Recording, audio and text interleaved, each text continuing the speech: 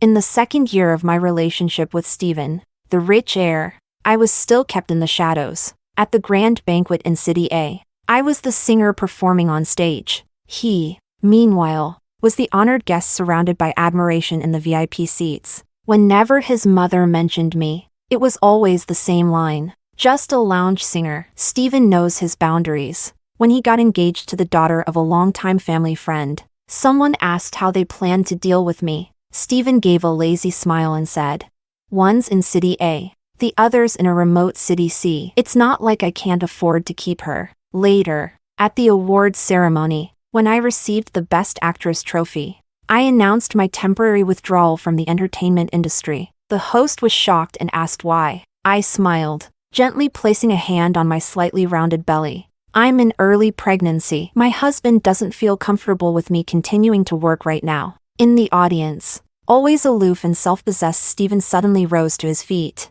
eyes flushing red in an instant. Chapter 1. Steven sat in the front row center seat of the VIP section, and I was on stage, wearing striking makeup and a thin, elegant dress, with seductive eyes and swaying hips. I performed a classic movie song from 20 years ago. When the song ended, the applause came. Steven clapped perfunctorily, then stood up and left. Behind him, a dozen assistants and bodyguards followed in a flurry. Half the room emptied in seconds. On my way back to the dressing room, I received a message from him. "Waiting for you in the car." I stared at the message, my smile strained and bitter. It was the second year of our relationship, and I was still hidden away. Whenever his mother had tea with others, she'd speak of me in her usual gentle yet detached tone. "Just a lounge singer. Steven knows what he's doing." And he certainly did. Only a few of his closest friends even knew I was his girlfriend. In public events like this,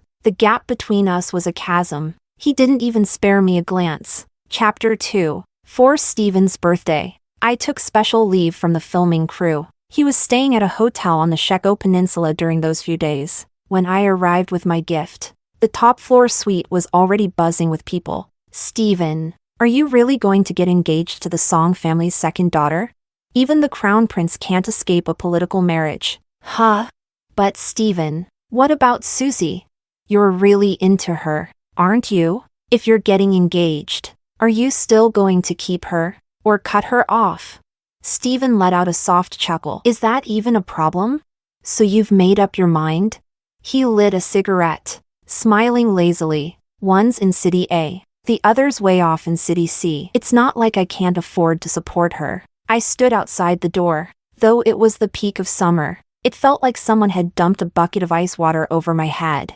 I was trembling violently. I pushed the door open. The voices gradually fell silent. Steven's fingers holding the cigarette paused midair. I tossed the gift box on the floor and turned to leave. Steven quickly came after me. "Susie." I didn't want to say anything to him and strode toward the elevator. But just as the elevator doors opened, he grabbed me. I kept my head down and shook his hand off hard. Steven grabbed me again, his gaze still calm and confident. "Susie, be good. Don't make a scene. Let's break up." "What did you say?" I said, "Let's break up." "Steven." I finally looked up at him. In truth, the moment I first heard his mother talk about me like that, the thought had already taken root. And now, after hearing him say it with his own mouth, I knew Steven and I were truly over. "Baby, you know I don't even like the song, girl," he said in a soft voice, trying to coax me. "You've always wanted to work with director Gene, right? I can get you the female lead in his next film." Steven had never used his connections to get me anything before. He said it would invite speculation about our relationship. But now, was he trying to buy me off as a kept woman in exchange for a lead role? I couldn't help but laugh and pushed him away. "Steven, congratulations on your engagement, sincerely. And let's never see each other again." "Susie, are you really going to piss me off?" I stepped into the elevator without looking back. Chapter 3. After the breakup, my entire career in City A came to a standstill. At the same time, Steven began publicly promoting a rising starlet, Zara. All the resources I lost fell neatly into her lap. Even the opportunity one had once dreamed of, to work with director Gene, was handed to her effortlessly. At a dinner banquet, I watched Stephen appear, proudly escorting Zara with a smug look on her face. The moment our eyes met, I was surprised to find that my heart had become completely still. I put down my glass and turned to leave, but Stephen blocked my way. Do you want to come back now? Miss Zhong is young and beautiful. You have good taste, I replied. Stephen frowned slightly. Baby, don't keep provoking me again and again. I looked at him calmly. I'm planning to return to City C. I'll start over from scratch. It's not like I'll starve. Stephen let out a mocking laugh. You think going back to City C means you get a fresh start? You think anyone in this industry dares to hire you without my say-so? My contract with the agency hadn't ended yet. If I wanted to go back to City C, I could. But the penalty fee for terminating the contract was 30 million yuan, so I had no choice but to stay in City A. At yet another banquet, my manager led me over to offer toasts. Behind Zara stood a whole entourage of bodyguards and assistants. She stood next to Director Jean, looking proud and content. When she saw me, she whispered something to the director. Immediately, the way Director Jean looked at me changed. Moments later, someone brought over a bottle of liquor. Susie, finish this bottle and the supporting female role in Director Jin's film is yours. I stared at the bottle, then glanced at Director Jean. Sometimes, prejudice doesn't need to be explained. You just do it, and do it well, and it shatters on its own. I reached out and took the bottle. By the third glass, the banquet hall suddenly fell silent. I set down my glass and looked toward the center of the crowd. A tall man in a black business suit was striding into the banquet hall, surrounded by people as if he were royalty. What surprised me even more was that Stephen followed closely behind him, wearing an expression of deference I had never seen before, respectful and even cautious. At some point, Zara had appeared behind me. You know who that is? I turned around. Zara smiled mysteriously. Stephen's uncle, the international heir of Pinnacle Group, the man who practically controls half the financial world in Asia. That guy is the real untouchable figure in City A. Susie, if you managed to latch on to him, you could rule the entertainment industry. There was temptation in her tone. I knew she meant no good. But still, slightly drunk, I found myself gazing at the man in the center, Theodore. The man's face was handsome and solemn, emotion unreadable. But his aura was so powerful it was almost oppressive. Perhaps I had stared too long, because suddenly his gaze fell directly on me. My reaction was dulled from the alcohol, and I held his eyes for a full 2 seconds before hastily looking away. My head was spinning worse than before. I got up and went to the bathroom. As the alcohol hit me harder, I vomited in discomfort. By the time I cleaned up and stepped out, I stumbled into an unexpected scene. The renowned triple award-winning actress Diana had red-rimmed eyes, holding a business card awkwardly in midair. Theodore looked at her coldly, with absolutely no warmth in his expression. He made no move to accept the card. Diana left, wiping away tears. That was when Theodore saw me, and for reasons I couldn't explain. I instinctively reached into my purse, pulled out my own card, and handed it to him. Mr. Ning, I'm Susie from Starlight Entertainment. Chapter 4. Theodore's gaze slowly dropped from my face to the card in my hand.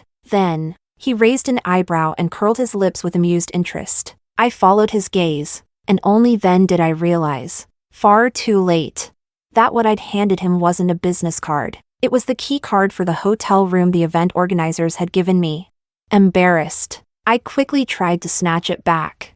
But Theodore reached out and took the card anyway. His long fingers held it as his eyes returned to my face, that faint smile still lingering on his lips. Miss Susie, I'll see you later. I watched, dumbfounded, as Theodore pocketed the card and turned to leave. Flustered, I rushed forward to explain. Mr. Ning, but the assistant following behind him blocked me gently, smiling politely. Miss Susie, please come with me. I felt the need to explain the situation clearly, so I obediently followed his assistant into the elevator, the presidential suite on the top floor of the Intercontinental Hotel, exclusively reserved for Theodore. By the time the alcohol in my system had subsided a bit, the door opened and Theodore walked in. Several of his assistants followed behind, carrying boxes and laptops. At the very end, looking like a well-behaved quail, was my agent, pushing my suitcase along. Sandra? I stood up in shock.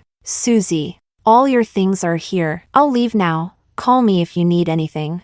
Sandra said, dropping the suitcase, shooting me a few exaggerated glances, and slipping away. The assistants finished organizing and exited one by one. Only Theodore and I were left in the room. The embarrassment was so intense I wanted to crawl into a hole. Mr. Ning, that earlier situation was a misunderstanding. He smelled faintly of wine. He loosened his tie and sat down on the sofa. Misunderstanding? He set his tie aside casually and looked up at me. Then, Miss Susie, tell me, what did it mean? Handing me your room key? My face flushed crimson as I hurried to explain. I meant to give you my business card. I grabbed the wrong one by mistake. Theodore chuckled lightly. And what did the business card mean? Then? I hoped to introduce myself to you. If you ever invest in films or series, maybe you could consider me. My voice trailed off as I spoke, my shoulders sinking in defeat. So many people wanted to cling to someone like him. Why would he help me? I'm sorry, that was presumptuous of me. I sniffled and bowed deeply. Mr. Ning, sorry to disturb you. I'll leave now. Miss Susie, just as I turned to go, Theodore stopped me. Did I say no? Mr. Ning? I blinked, surprised. So, you'd consider it? Theodore nodded slightly. I bit my lip and, summoning my courage, asked, would you consider it, without requiring an unspoken deal? His features relaxed, and he smiled lazily. No unspoken rules, but I do have another condition. What condition? I instantly became cautious. I need a wife. Theodore's gaze locked onto mine, his deep voice magnetic. Miss Susie, are you interested? I froze on the spot. Zara had said Theodore was the international heir to Pinnacle Group, the most unreachable high branch in all of City A. Someone like him, how could he possibly need a wife? Countless wealthy heiresses were dying to marry him. I didn't believe in free lunches falling from the sky, especially not when he was Stephen's uncle. The thought set off alarms in my head. Mr. Ning, I was once Stephen's girlfriend. You've probably heard. Theodore shifted his posture, draping one arm casually over the sofa armrest. I know. You do? And you're still making this proposal. I was growing more and more confused. Stephen's mother had always looked down on me, and she was Theodore's sister. No matter how I looked at it, this didn't make sense. Is that important? Isn't it? I was stunned. You're Stephen's uncle, and Mrs. Lin's brother. She never liked me. Miss Susie, Theodore said calmly. Mrs. Lin is an adopted daughter of the Ning family. She's not my biological sister. Besides, whether she likes you or not has nothing to do with you being my wife. I just didn't want to cause you trouble. After all, if your nephew's ex-girlfriend becomes your wife, who knows what people would say behind your back? Miss Susie, I don't think anyone in City A dares to gossip about my personal affairs. Theodore said it plainly, but then gave a helpless shake of his head. Though I must admit, your repeated excuses tonight are starting to make me look bad. That's not what I meant. Then are you saying yes? Can I think about it? Theodore checked his watch and stood up. Miss Susie, you may stay here tonight and think it over. Give me your answer in the morning. There are 4 bedrooms. Choose whichever one you like. And you, tonight. I'll be staying here too. Seeing my eyes go wide in alarm, Theodore chuckled. Relax. Miss Susie, until you agree to be my wife, I will observe all the proper rules of a gentleman. Chapter 5. I originally thought I wouldn't be able to sleep a wink that night, but unexpectedly, once I washed up and lay down, I fell asleep as soon as I closed my eyes. Maybe it was the alcohol. I slept deeply, dreamlessly. When I opened my eyes the next morning, my mind gradually cleared. Everything from last night's conversation with Theodore remained vivid. Lying in bed, I was still thinking about how I should respond. Just then, my phone suddenly vibrated. I picked it up. It was Stephen calling. I hesitated for a moment, but still pressed answer. Where are you? Is there something you need, Mr. Lin? I heard from Zara that you stopped my uncle in the hallway last night. Stephen sneered through the phone. Susie, desperation doesn't mean you should start grasping at straws. You can't even get through the Lin family's doors. And you think the Ning family would open theirs to you? I gripped the phone tighter and tighter, my fingertips turning pale. That casual humiliation, that ingrained sense of superiority, it felt like a blade straight to the heart, draining every drop of blood from my body. I sat up slowly, the world spinning in black and white before my eyes. All right, baby, I know you've had a rough time lately. Stephen's tone turned soft. Propping up Zara was just me acting out. You know it's you I care about. Marriage alliances are common in wealthy families. But I promise, once she gives birth, I won't touch her again for the rest of my life. There'll only be you, Stephen. My voice was hoarse. In that moment, I couldn't even remember the last time I'd said his name in full. This ends here. I don't want to ruin the beautiful beginning we once had. And please, don't make me regret ever loving a man who turned out to be this awful, this low. There was silence on the other end for a long time. Susie, I've never lowered myself like this for any other woman. Why can't you understand that I don't have a choice? This is your last chance. Susie, I've already made my decision. Stephen, Susie, think it through. If you regret this later, there won't be a way back. I've thought it through. Fine. Stephen said nothing more and hung up. By the time I'd finished washing up and changed into fresh clothes, it was almost 9. Theodore wasn't in the living room. His study door was slightly ajar, and I could vaguely hear voices inside. I didn't want to interrupt, so I went to the dining area for breakfast. By the time I finished eating, Theodore had wrapped up his business as well. He was dressed in a smoky gray shirt and black trousers. Since he was indoors, he didn't wear a tie, and the top 2 buttons were undone. He looked effortlessly relaxed. Good morning, Mr. Ning. I stood and greeted him. Good morning, Miss Susie. He gestured toward the sofa. Let's sit and talk. I sat across from him, still a little uneasy. Relax. Theodore looked up at me. No matter what, I won't make things hard for you. There's no need to be nervous. Mr. Ning, I have a few questions. Go ahead. If I agree to marry you, would it be possible to keep the marriage private for now? He raised a brow. Why? Because I love acting and singing, even after getting married. I'd like to keep working. Theodore nodded.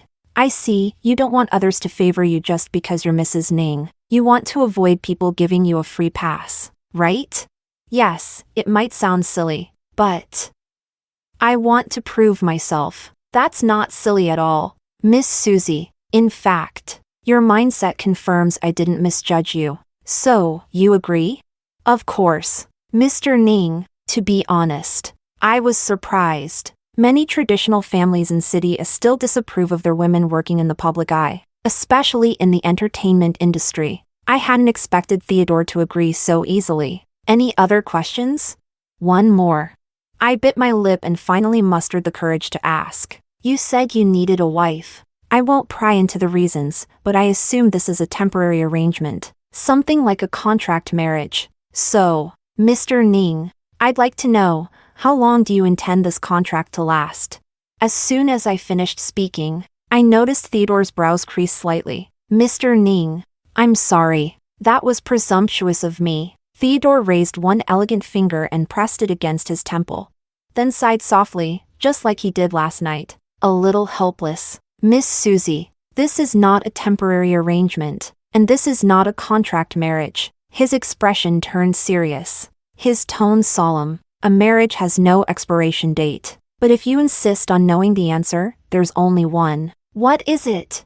Until the day I draw my last breath. Chapter 6. Throughout the entire marriage registration process, I felt like I was drunk. My mind was foggy and blank. Even when taking our photo, no matter how I smiled, it looked stiff and awkward, almost silly. But Theodore looked outrageously handsome. The entertainment industry is never short on good-looking people. Over the years, I'd seen so many attractive men that I'd long since become immune. Yet when I looked at Theodore's face on that certificate, I couldn't help but feel a girlish flutter in my heart. Stop staring, Theodore said as he reached over and took both certificates, carefully putting them away. He naturally took my hand. The real deal is right here. You can look all you want from now on. The moment he held my hand, my heart skipped a beat. my face turning red. I gave a tiny, instinctive tug, but Theodore just held on tighter. Let's go home. I immediately tensed up.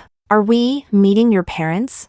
They're still vacationing abroad. We'll see them when they return. I let out a huge sigh of relief. Clear your schedule in the coming days. We're going to take a trip to City C. To do what?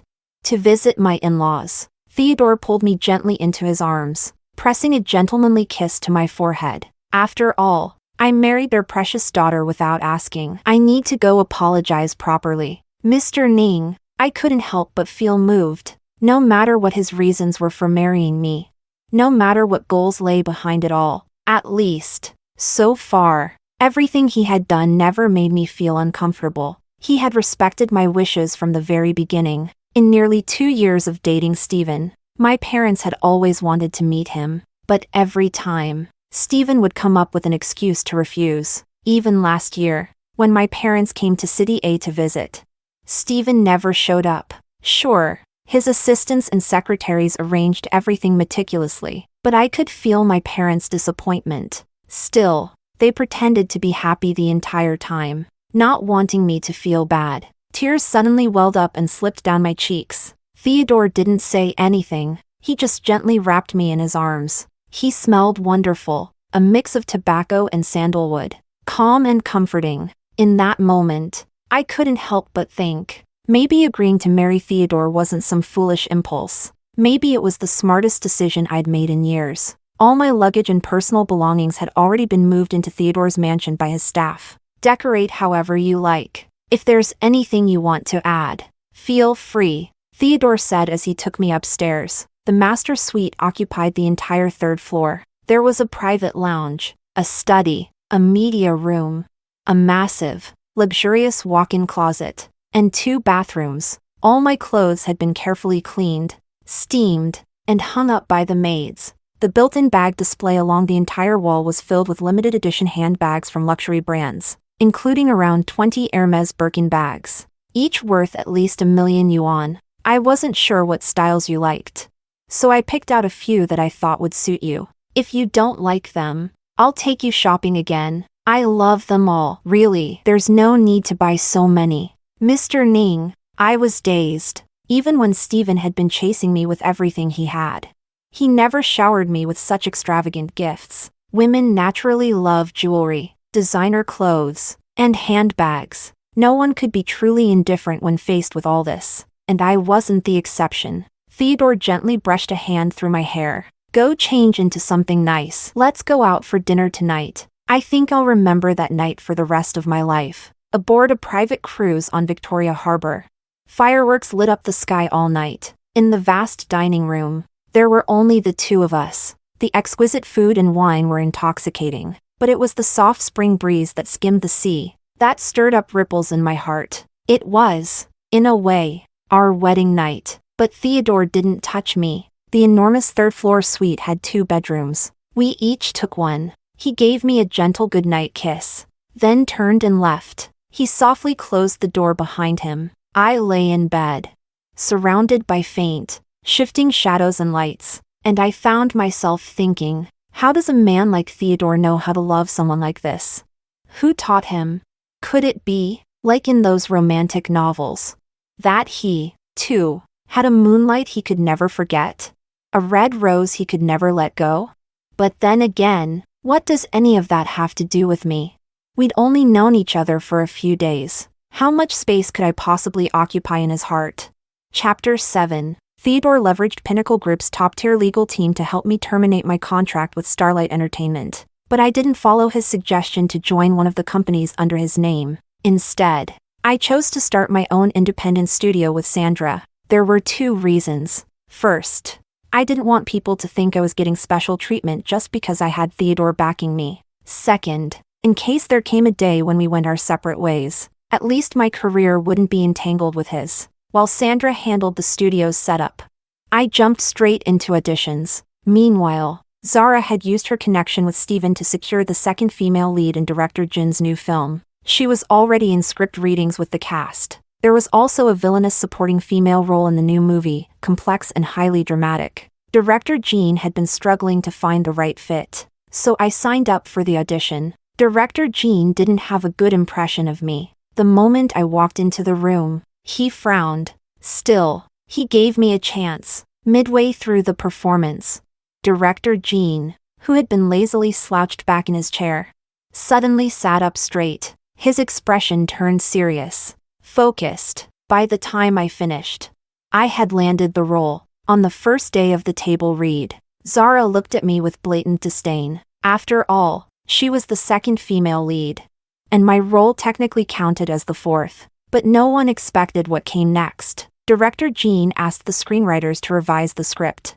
Zara's scenes were reduced, while my character's scenes were expanded by dozens. Zara's face turned dark on the spot. The very next day, Steven showed up on set. At the time, I was rigged to a wire harness, already suspended several stories above ground for a stunt scene. Steven barged in and ordered a stop to the shoot. Zara was crying dramatically, and Director Gene, having a temper of his own, refused to back down. The atmosphere quickly turned tense, and there I was, still hanging midair, as if everyone had forgotten about me. Director Gene, I only have one condition today, Steven said. If Zara stays, then Susie goes. Susie passed the audition. She's talented and fits the role. I won't replace her. Then shut the production down. Filming resumes only when Susie is gone. The cost of halting a film set for even one day is astronomical. Steven was clearly trying to strong-arm Director Gene into giving in. He took a few steps, then suddenly turned back, his eyes lifting to where I hung above. Director Gene, how about this? He said, let's meet halfway. If Susie can hold the wire harness for the entire day, then let's put this to rest. Whatever you shoot or rewrite afterward, I'll stay out of it. Deal? That's insane. Even our professional stunt team couldn't last that long on wires. Then there's nothing to talk about. Steven's smile was icy. Director Gene, why don't you ask Susie? Maybe she'll agree. The director's voice came through my earpiece. I listened, word by word, and surprisingly, my heart didn't even flinch. Steven knew I had a slight fear of heights. In short scenes, I could usually grit my teeth and power through, but to stay rigged up there for an entire day? Steven knew full well it was nearly impossible for me, but this conflict had started because of me, and truthfully, I really loved this role. I truly wanted to work with Director Gene. I agree, Susie. It's okay, Director, I said. The show must go on. That was the first thing they taught us on our first day at film school. There are hundreds of people on the set. I can't be the reason they all stop working. Susie, I was prejudiced against you before, but you're a real actress and a good woman. Chapter 8. By the third hour, I was already feeling seriously unwell. Because I had been filming, I was strictly controlling my weight. That morning, I'd only had a slice of whole wheat bread and half a cup of milk, suspended high above the set. Dizziness overwhelmed me. Cold sweat kept pouring down, soaking my costume over and over. I asked for a break to use the restroom, but Steven rejected it flatly. Susie, come back to me, and I'll forgive everything that's happened. I could only weakly shake my head. Steven let out a cold laugh. Livid. Fine, hang up there. Then, Susie, you're gonna get yourself killed with that damn temper of yours. He stormed into the lounge. Zara followed behind him with smug satisfaction. A piercing buzzing began to fill my ears. It grew sharper and louder, my head pounding. At some point, white light flickered before my eyes, and everything went black. When I woke up again, I was lying in a hospital bed. I was already changed into soft, clean pajamas, and 4 needles inserted into the back of my hand. The air smelled of disinfectant, and faintly of that familiar sandalwood scent. I instinctively looked around, and sure enough, there was Theodore, asleep on the couch. Outside the window, it was already dark. A whole day had passed. I tried to sit up. Even the slightest movement stirred Theodore awake instantly. He rose and walked to my bedside in just a few steps. His fingers, warm and steady, touched my forehead. His voice was slightly rough from sleep. You're awake. How do you feel? Thirsty? Hungry? Water. Please. Hang on. I'll get it. He quickly brought me warm honey water. He helped me drink more than half a cup, then gently helped me lie back down. Mr. Ning, the film set. I still had no idea what was going on. Knowing Stephen, he wouldn't let this go easily. Don't worry. Theodore tucked me in. Stephen has bigger problems to deal with right now. Susie, even though we haven't made our marriage public, you're still my wife. He looked at me, a trace of fatigue in his face. If someone tries to hurt you, do you really expect me to stand by and do nothing? I slowly lowered my gaze. I'm sorry, I've caused you trouble. To a man like Theodore.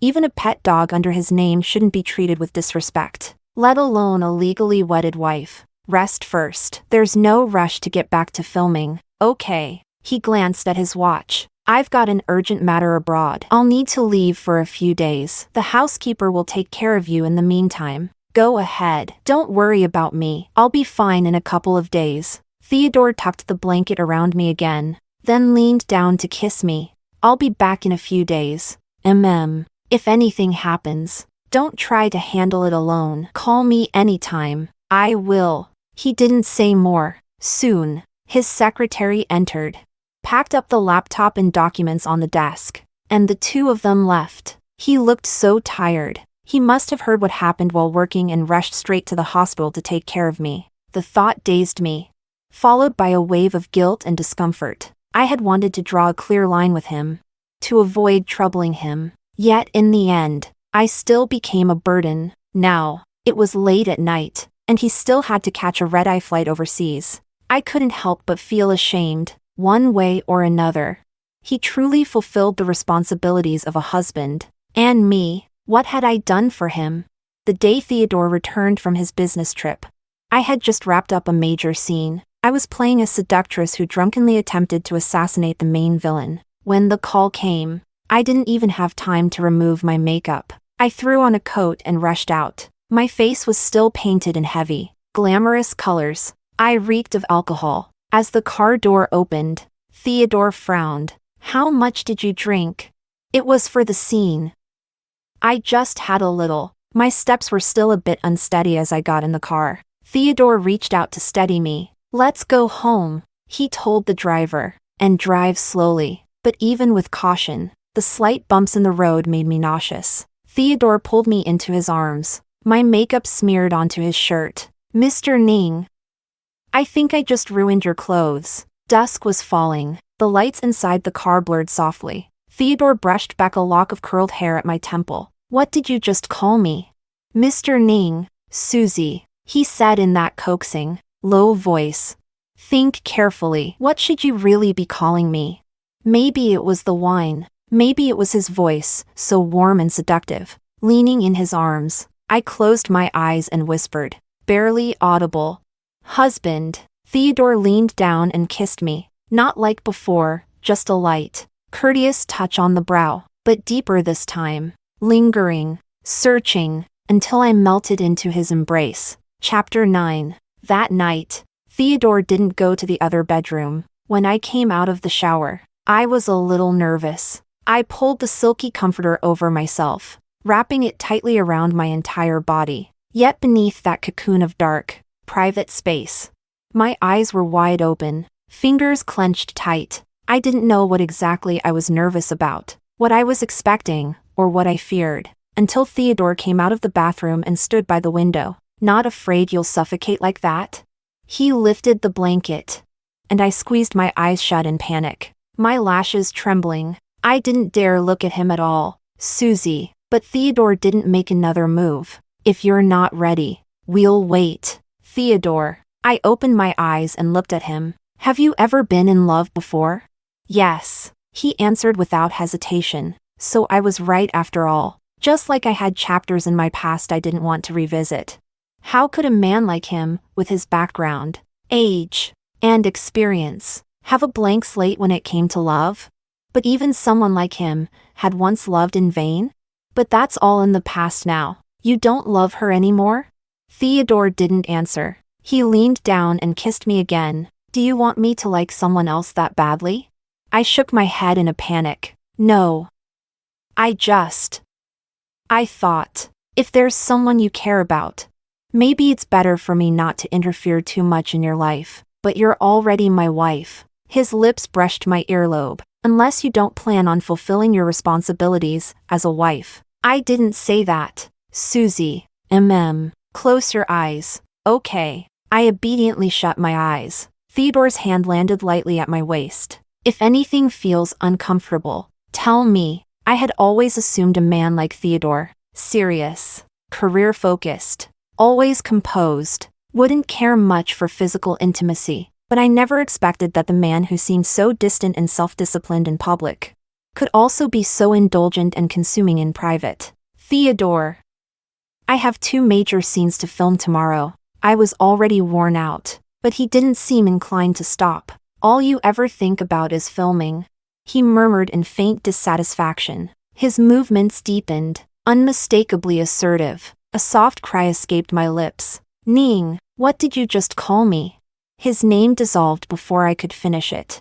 Shattered by his rhythm. In the end, my voice trembled as I whispered. Husband. Good girl. Say it again. Husband. Susie. Theodore lowered his head and kissed me deeply. From now on, always call me that. Got it? Got it. Husband. My eyes blurred with tears, trailing down the corners, tears that were kissed away softly.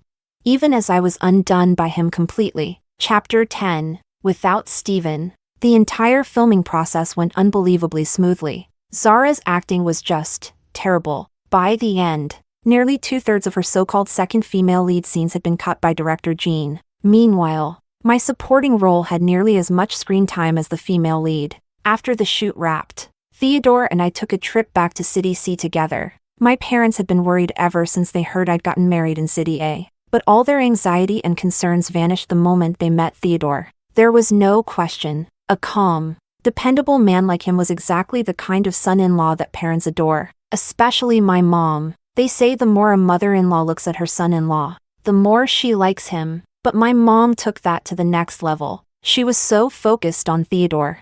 She practically forgot she even had a daughter. Theodore was incredibly thoughtful and respectful. He made up for everything. Engagement gifts, wedding tokens, traditional gold jewelry. It was enough to fill our entire living room. Even I hadn't expected him to prepare so thoroughly. He deposited a dowry of 100 million yuan into an account under my name. On top of that, he brought a symbolic 1,010,000 yuan in cash. But none of it mattered more than the one thing my parents wanted most: to see our marriage certificate with their own eyes. I knew this had been their biggest worry. After all, during my relationship with Stephen, even the status of girlfriend had been vague and hidden. We stayed at my parents' house for 3 days. Throughout those 3 days, Theodore did his utmost to spend quality time with them. He played chess and went fishing with my dad. And every day, he accompanied my mom to the market, even taking the dog out for walks with her. My mom was so proud of her new son-in-law. She practically wanted to broadcast it to the world. When someone asked her the price of potatoes that day, she beamed and said, "How did you know this is my son-in-law? Look at him, isn't he handsome as a movie star?" While walking the dog, if someone asked how old the pup was, she'd answer completely off topic. "My son-in-law's from City A. Not even 30 yet. Don't you think he's better looking than the actors on TV?" I laughed so hard I could barely stand. And somehow, Theodore still managed to keep his polite composure. Standing obediently beside my mom as a swarm of aunts and neighbors examined him from head to toe, commenting and sizing him up. Only when my mom was thoroughly satisfied would she take her precious son-in-law back home. When it was time to return to Hong Kong, my mom cried her eyes out. But Theodore was excellent at handling parents. A few gentle words, and he had her laughing again. He invited them to spend Lunar New Year with us in Hong Kong. Just like that, she forgot all about her sadness over our departure. Back in City A, I returned to set for more filming, thanks to director Jin's praise. My reputation steadily grew. Meanwhile, Stephen was completely caught up in his company's overseas business troubles. He didn't even have time to return to City A. My workload increased steadily. By the time director Jin's movie hit theaters, I had already filmed another movie, a TV drama, and even released 2 new singles. The film received great reviews, especially my morally ambiguous supporting character. It earned widespread acclaim from both critics and audiences. Privately, director Gene told me I had a strong chance of winning Best Actress for that role. He even invited me to star as the female lead in his next film. He insisted there was no one else better for the part. But right then, I suddenly collapsed in the recording studio and was rushed to the nearest hospital. I was pregnant, just 6 weeks along, because of long-term dieting. My body wasn't in the best condition for pregnancy. The fainting spell had been triggered by hypoglycemia during the recording. But the moment I learned I was pregnant, my very first thought was, what will Theodore think? Chapter 11. Did he want this child? After all, he once had someone he really liked. We never talked about having children before we got married. I couldn't explain the nervousness in my heart, but there was a faint sliver of hope buried underneath it. When the door to the hospital room opened and Theodore walked in, his expression was unusually serious. My heart instantly sank. Theodore, Susie. He walked over to the bed and sat down, looking at me with a mix of sternness and concern. Your period didn't come on time, you really didn't notice? It's always been irregular, so I didn't think much of it. I mumbled, Theodore, I'm sorry. Did I cause you more trouble again? Sandra, my manager, had told me that right after I fainted. She'd called Theodore. He had been in a meeting but left immediately, even ran 3 red lights on the way to the hospital. That wasn't like him at all. No matter how serious things got at work, he was always composed and methodical. But now, I've warned you twice about the extreme dieting. You never listened. Being on camera adds 10 pounds. I didn't have a choice. I've already spoken to Sue Fong. We're putting your work on hold. I don't want that. Theodore! We agreed I wouldn't quit the industry. I still want to work. I'm not saying you can't. Once you've safely delivered and your body's recovered, you can act, sing, whatever you want, but not now. Susie, you have to stop working for the time being. Do you really want this baby? Why would you think I wouldn't want our child? I lowered my head. The words circled in my mind, but I couldn't bring myself to say them aloud. I was afraid that one day, things between us would become like those cliches in novels. The woman he once loved would return, and he would leave me and the baby without hesitation. If that ever happened, maybe I could accept it, but I didn't want our child to get hurt because of it. Theodore, I've been thinking, if there was no baby, and you ever wanted to end this marriage, you could do so at any time, but with a child, it would be cruel, wouldn't it? Especially since you once had someone you loved. If she came back one day, she already came back. What? My eyes widened, stunned. So, she was back, and I hadn't heard a single word about it. He must have really cared about her, to keep her so well protected. We got married 8 months ago. Theodore looked at me directly. Susie, I'm not as impulsive or casual about marriage as you think. I was serious from the beginning. I just don't understand. Why me? Feelings can't always be explained. If you really want a reason, you can think of it as love at first sight. You liked me that early? Yes. When? When you and Steven had just started dating. How could you? You're thinking, how could I covet my nephew's girlfriend, right?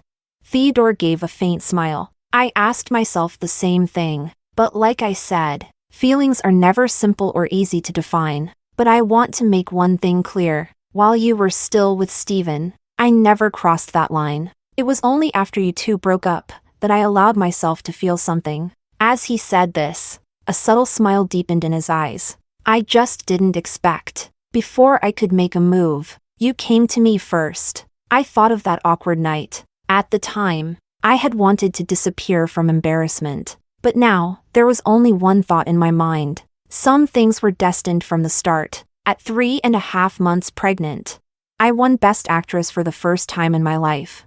Thanks to my role in director Jin's film, as I went on stage to accept the award. I was shocked to see Steven sitting in the front row of the VIP section, just like that night I sang on stage, when he hadn't even looked at me once, as if I were a stranger. But now, his gaze was locked on my face, undeniably. My dress that evening was loose-fitting, so my pregnancy bump wasn't visible. During the post-award interview segment, the host asked about my upcoming projects. I announced directly that I would be temporarily stepping away from the industry. The crowd buzzed instantly, murmuring in surprise. The host looked stunned. May we ask why? I gently patted the curve just under my gown and smiled. Warm and sweet. I'm in the early stages of pregnancy. My husband isn't comfortable with me continuing to work right now. At that moment, Stephen, who had been sitting quietly, abruptly stood up. His eyes were red, but I didn't look at him even once. After bowing and thanking everyone again, I walked off the stage with the trophy in hand. Theodore was still waiting for me. I handed the award to my assistant, lifted my skirt, and ran straight toward Theodore, not even waiting for my coat. Susie, stop running. He frowned, unable to hide the concern on his face. He walked faster than I did and met me halfway, pulling me tightly into his arms. Did you forget what the doctor said? You can't run like that. But I missed you. I tiptoed and kissed him lightly, brushing my fingers against his furrowed brow. Honey, don't frown. It makes you look so serious. It's scary. His brows slowly relaxed. He leaned down to meet my kiss. Tired? So tired. I want to go home. Okay, let's go home. He smiled gently, cupped my face, and kissed my forehead again. Let's go. Chapter 12. Stephen stood there in a daze, while the elegantly dressed Mrs. Lynn stared in shocked disbelief. When she saw Theodore turn around with his arm around me, her expression became impossible to describe. Theodore, you. How could you, with her? Mrs. Lynn's hands were trembling. She's just a lounge singer with that kind of background. Theodore, how could you? Even though it had all been in the past. Even though Stephen and I were long over. Hearing those words from Mrs. Lynn still made me feel utterly humiliated. Theodore pulled me into his arms and gently patted my back. A lounge singer? Have you forgotten that my grandmother studied music and performed on stage many times? His voice was soft, yet carried undeniable authority. Mrs. Lynn's face turned pale in an instant. Stephen seemed to finally snap out of it. Uncle, you and Susie. He gritted his teeth and spoke as if forcing the words out. Susie was my girlfriend. Uncle, aren't you afraid of the gossip this will cause? When exactly was she your girlfriend? Stephen, in those 2 years, did anyone in City A ever know about your relationship with her? But all my close friends knew. And what does that prove? You can't do this. Uncle, you can't take Susie from me just because you're older. If I remember correctly, Theodore interrupted. 3 months ago at the Ning family banquet, the patriarch formally stated that your mother is no longer considered the adopted daughter of the Ning family. So, what uncle are you referring to?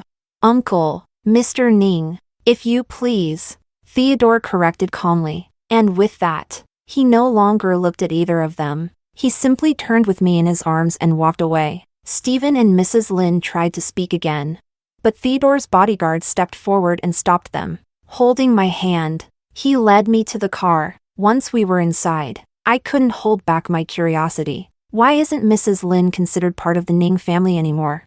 The patriarch has been unhappy with her for a long time. Over the years, she used her status as an adopted daughter to do all sorts of shady things. But grandmother loved her very much, so the old man tolerated it until her remarks about you reached his ears. And he got angry because of that? Partly for grandmother's sake. The other part was because of you. Because of me?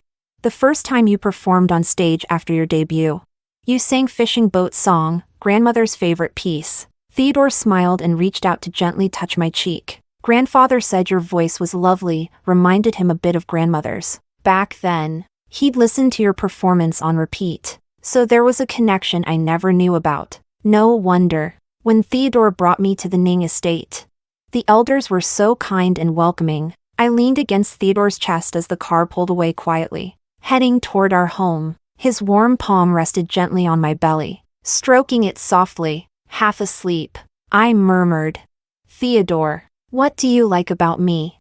A lot of things, too many to explain. It wasn't a romantic answer, but it still made my heart flutter sweetly. Love doesn't always have a reason. It's the same for me. If someone asked why I liked Theodore, I wouldn't be able to put it into words either. I just liked him, trusted him, wanted to see him, be with him every moment, every day. I fell asleep in his arms, and somewhere in the haze of dreams, I felt his kiss land gently at my temple. Even in my sleep, the corners of my lips curled upward,